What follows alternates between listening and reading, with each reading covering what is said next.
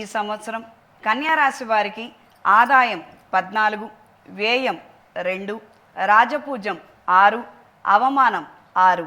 కన్యా రాశి వారికి ఈ సంవత్సరం అనుకూల ఫలితాలు ఎక్కువగా ఏర్పడతాయి. ఈ సంవత్సరం భాగ్య దశమ స్థానాలలో గురువు, సప్తమ స్థానంలో శని, షష్టమ సప్తమ స్థానాలలో రాహువు, లగ్న వ్యయ స్థానాలలో కేతువు, రవిచంద్ర గ్రహాలు, గురు శుక్ర మౌఢ్యములు ప్రధానమైన ఫలితాలను నిర్దేశిస్తున్నాయి. నూతన కార్యక్రమాలను ప్రారంభించగలుగుతారు. అనుకూలమైన వాతావరణం ఏర్పడుతుంది.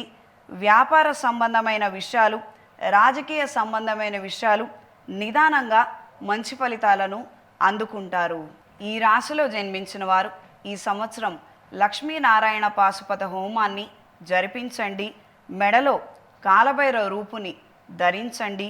నిత్యం లలితాదేవి పూజలు చేసుకోగలిగితే విశేషమైన ఫలితాలు సంప్రాప్తిస్తాయి.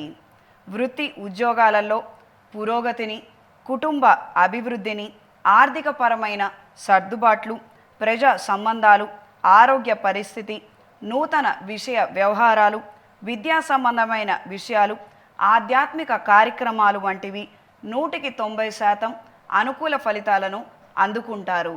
రుణాలను తీర్చివేయగలుగుతారు.